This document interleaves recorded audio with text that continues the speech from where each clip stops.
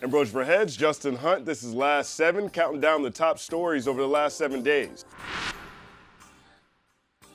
It's starting to feel like KRIT season's in the air. Shout out to Two Dope Boys. They reported this week that KRIT's manager posted that KRIT's next project is completed and submitted. Now that post has since been taken down, but KRIT did drop off a new joint for us this week. It's called Confetti. It's quintessential KRIT.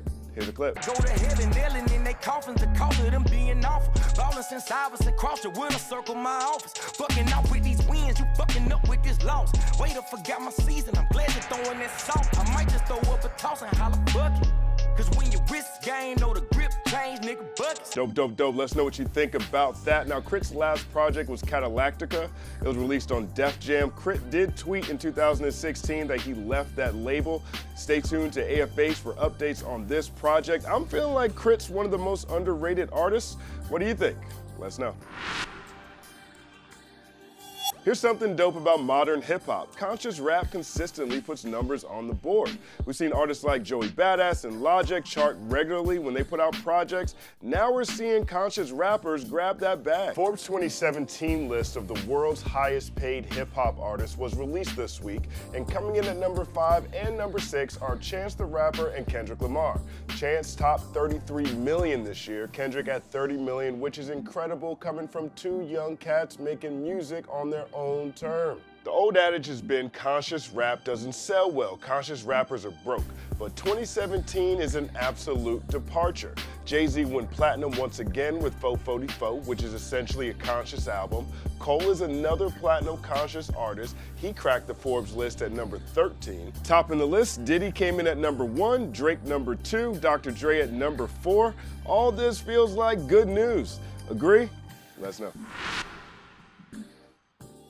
Here's a strong candidate for the month's most unexpected release. Rah Digga, Brick City's own, had a project come back from the grave. Digga went on a decade-long hiatus following her critically praised debut, Dirty Harriet, and her Knots-produced, underrated indie release, Classic.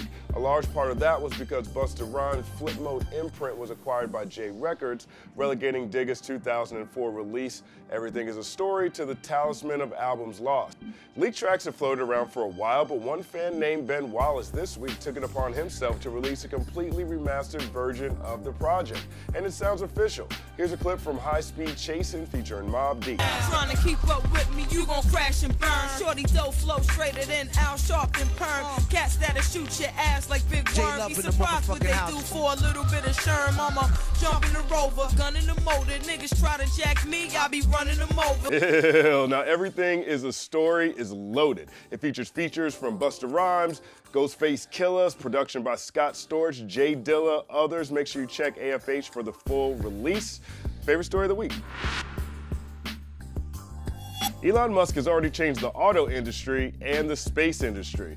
Why not change the airline industry next? Real life's closest thing to Tony Stark announced his plans to harness the speed of space travel and put it to use on Earth-to-Earth flight. Elon says using one of his rockets traveling at speeds over 27,000 miles per hour, a trip from New York to Shanghai would only take 39 minutes instead of 15 hours. LA to Toronto would take 24 minutes. London to Dubai, 29 minutes. The best part is that cost per seat would rival full fare economy prices, but there's still a lot to figure out, like luggage. Every ounce counts even more when leaving the atmosphere. Also, Elon's rockets land on portable barges extended into the ocean or in rural areas near his SpaceX headquarters. We've yet to see whether officials will allow rockets to land in crowded urban areas. Nevertheless, I'd love a 20-minute flight from New York to LA. At those times, put me in the middle seat with a fat dude and a screaming baby. Kidz In The Hall fans, stand up. Knowledge and 00 are back with a brand new project coming the top of November. AFH sat down with 00 for a few hours. He gave us the full rundown. Of what I can say about the project, it is not, Knowledge has already been, he's already gone through an Ivy League, right? Like before our first album came out, he's kind of had that perspective. So school was always and has always been this dichotomy of you do well, you get good grades and all that sort of stuff, but then you're living this life and trying to figure out how to live this kind of cool, fun, whatever life, because being a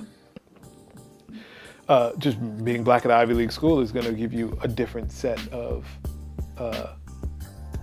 opportunities and lack of opportunities, and you know, a different perspective in general. It's called Free Nights and Weekends, and it's much more in this idea of him being back in Chicago and kind of being like regular life. He has a kid. He has, you know, his parents that he's now seeing every day because he's back, you know, back in the area. And Chicago is not one of those places like LA where you can, doesn't matter what you are and aren't doing, you're still in a little bit of the fantasy land here. It's a blue collar city. It's born and built and bred and built on blue collarness, Chicago specifically. So when you go back there, you kind of, and I've talked to this about it with crew members that we have with Lou that live in Chicago the majority of the time.